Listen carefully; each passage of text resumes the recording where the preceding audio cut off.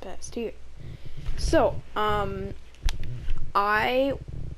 this episode of Fasty Messes with Redstone, I wanted to talk about subtraction and who's complement and stuff like that, because that's cool. So, I guess let's just jump right into it.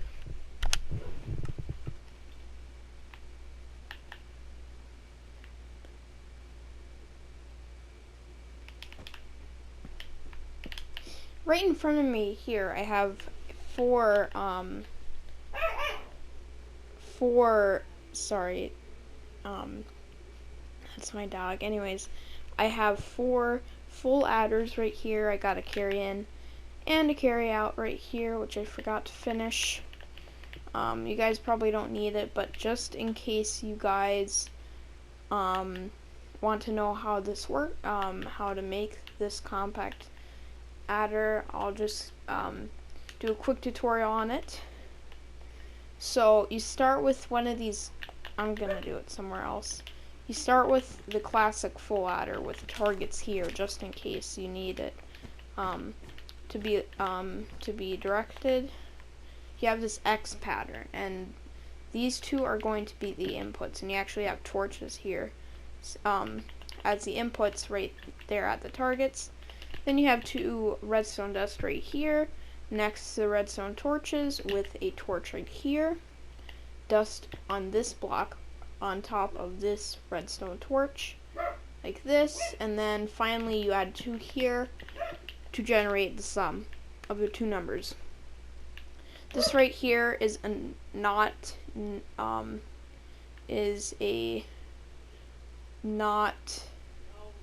something like that.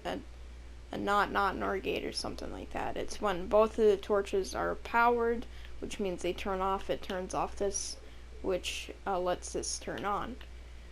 So this will always be on unless it's both of them. So this is the half adder with a carry. Then you actually immediately take that into another one of these that I just showed you, so I'm just gonna quickly make it.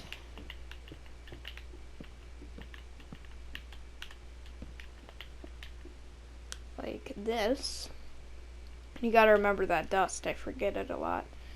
And then like that, and then this right here is a carry-in. So this is a full adder.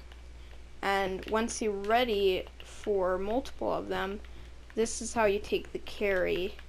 You put a repeater here like that, and then you take it like this into the second full adder for the next one. And then right here would be resembling what's right here. So then you can just kind of copy it from there, making sure that this is connected like that. So now that you know how this works, I'm going to talk about the main thing in this video, which is subtraction.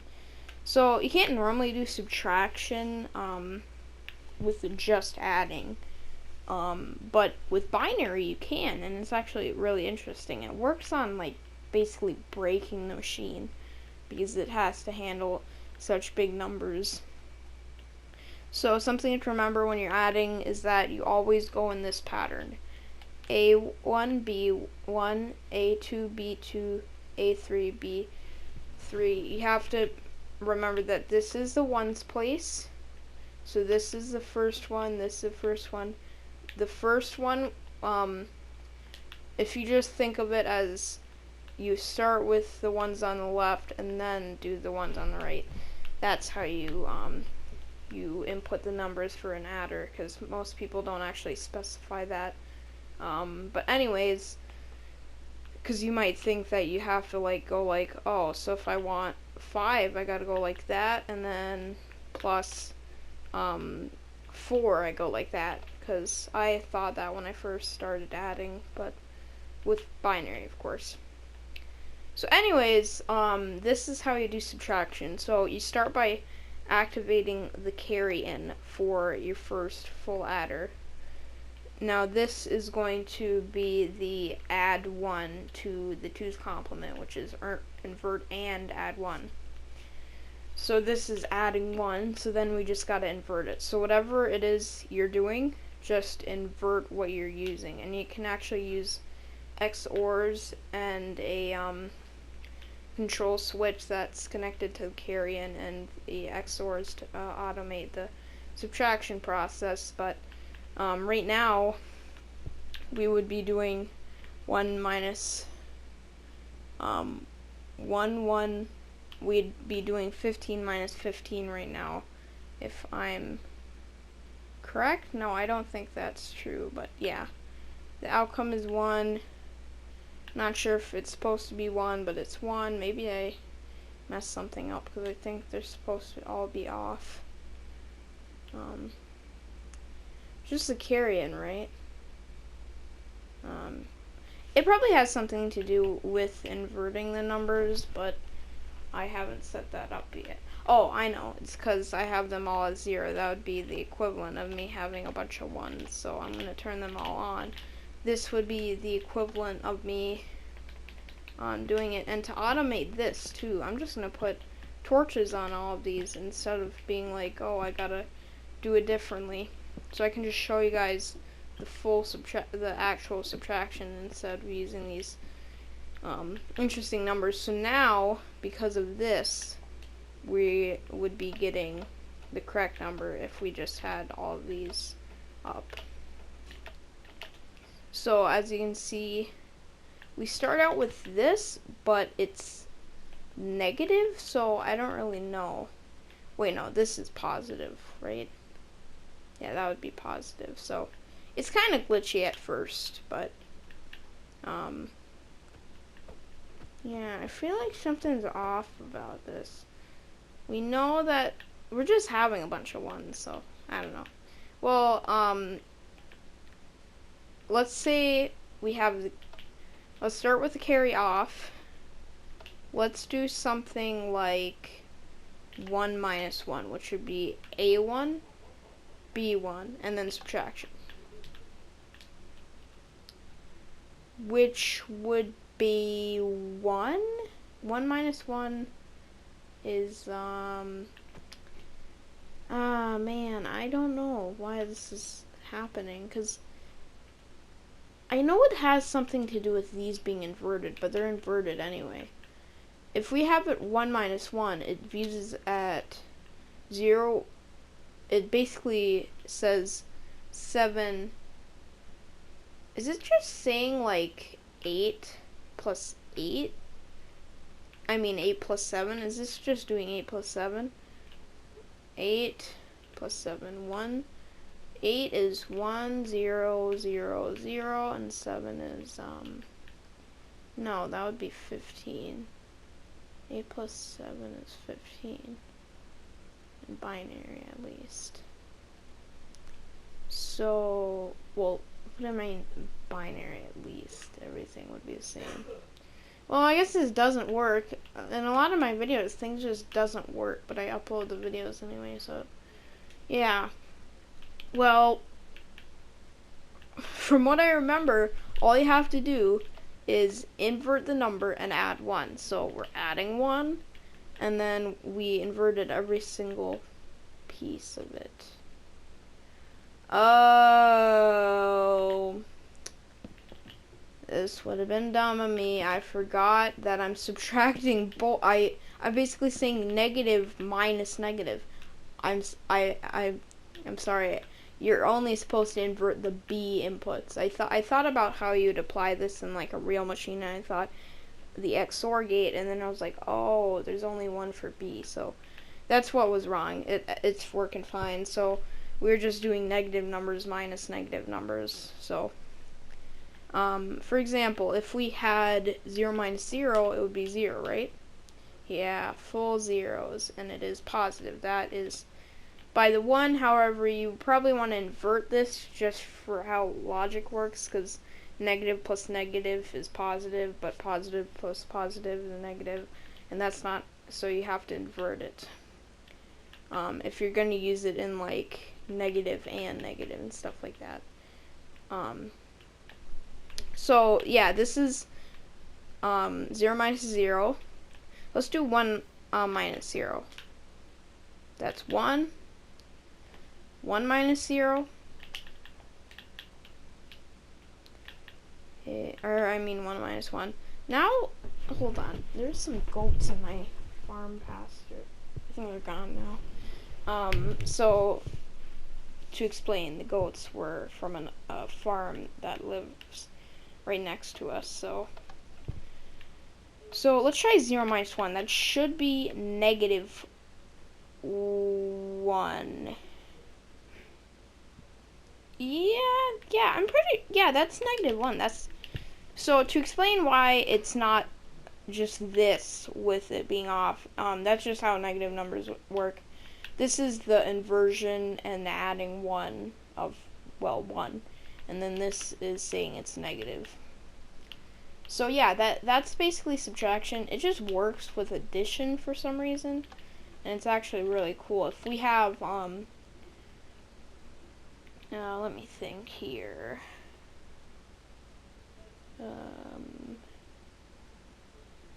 1 minus 5. Let's try 1 minus 5. Is that right? Hold on, let me think about this. So we start with 1 minus 1, 0, 1, like that. 1 minus 5 should be negative 4. And as we can see, it's negative because it's no power. And it is the inversion, let me think of the inversion of 4 and add 1. Yeah, I think that's the inversion of 4 add 1. I'm pretty sure, at least. Just from the top of my head.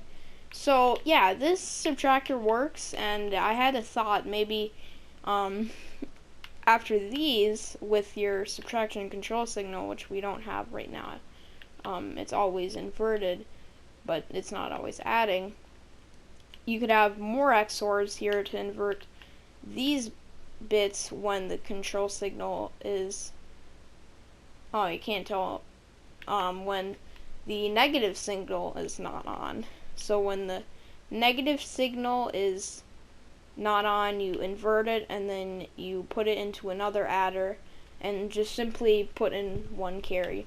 And I'll actually try that, so we can actually display negative numbers. That's going to be cool when we do that, probably on an episode. So that's how subtraction works, and it takes place in any binary number.